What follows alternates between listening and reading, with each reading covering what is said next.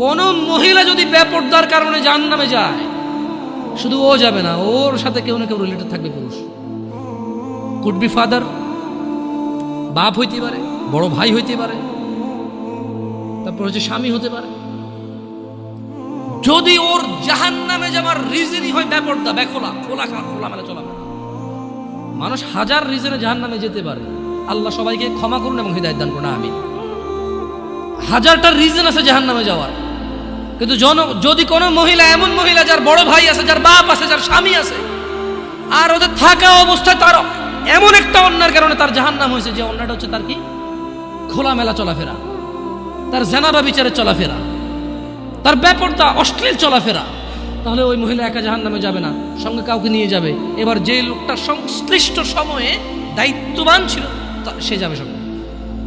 এটা খুব simple logic, কিন্তু কান টানলে কি আসে? কান টানলে কি আসে?